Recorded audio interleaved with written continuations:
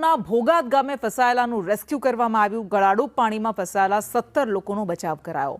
બાળકો, મહિલાઓ અને પુરુષો સહિત કુલ 17 લોકો જેઓ પાણીમાં ફસાયા હતા તેમનું રેસ્ક્યુ કરવામાં આવ્યું। તેમને સુરક્ષિત સ્થળે ખસેડવામાં આવ્યા।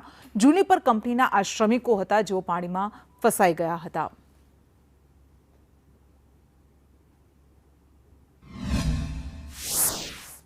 જામખંભાળિયામાં મેઘરાજાએ તોફાની બેટિંગ કરી। લાલપરડા, લાલુકા, જૂની ફોર્ટ, ખોખરીમાં વરસાદ ખાબક્યો।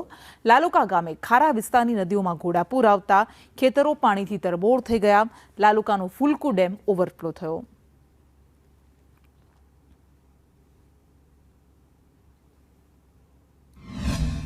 જામકલ્યાણપુરના ભોગાત ગામે લોકો પાણીમાં ફસાઈ ગયા। બાળકો સહિત કુલ 10 થી 12 જેટલા લોકો પાણીમાં ફસાયા હતા।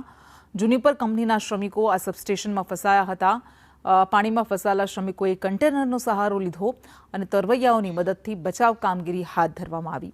વધુ વિગત સાથે સંવાદદાતા જયસુખ આપણી સાથે જોડાઈ ગયા છે। જયસુખ, કેટલા લોકો ફસાયેલા હતા જેમને આખરે રેસ્ક્યુ કરાયા?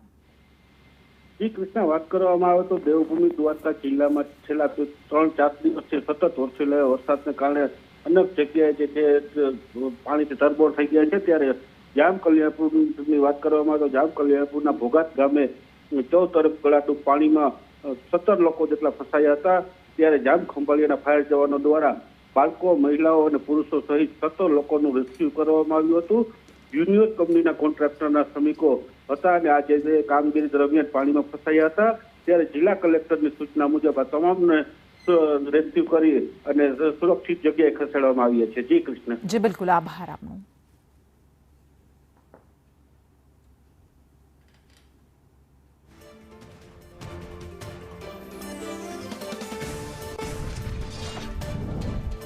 દ્વારકાના કલ્યાણપુરમાં મુશળધાર વરસાદ ખાબક્યો। ભારે વરસાદથી ખેતરો બેટમાં ફેરવાયા। કલ્યાણપુર અને જામરાવલ વચ્ચેનો સંપર્ક કપાઈ ગયો। રસ્તા પર પાણી ફરી વળતા વાહન વ્યવહાર બંધ થઈ ગયો છે। દેવભૂમિ દ્વારકા જિલ્લામાં સતત ત્રીજા દિવસે વેગાવી માહોલ જામ્યો અને કલ્યાણપુર તાલુકાના ગ્રામ્ય વિસ્તારોમાં મુશળધાર વરસાદ ખાબકતા ખેતરો બેટમાં ફેરવાઈ ગયા। બજારોમાં પાણી ઘૂસી ગયા। લાંબા વિરામ બાદ વરસાદ વરસતા ખેડૂતોમાં ખુશી છે। કલ્યાણપુર અને જામરાવલ વચ્ચેનો ગામડાનો સંપર્ક કપાઈ ગયો છે અને વરસાદી પાણી ફરી વળતા રસ્તામાં વાહન વ્યવહાર પણ પ્રભાવિત થયો છે।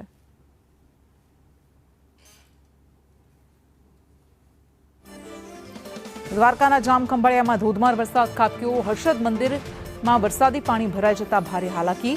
પાણી ભરાતા દર્શનાર્થીઓ મુશ્કેલીમાં મુકાયા। સિંધણી ડેમ ઓવરફ્લો થતા પાણી ભરાઈ ગયા। કલ્યાણપુરના અનેક ગામડાઓમાં વરસાદી પાણી ફરી વળ્યા છે। જામખંભાળિયાના દ્રશ્યો આપણે બતાવી રહ્યા છે। દેવભૂમિ દ્વારકાના જામખંભાળિયામાં હર્ષદ મંદિર નજીક વરસાદી પાણી ભરાઈ જતા દર્શનાર્થીઓ મુશ્કેલીમાં મુકાયા હતા।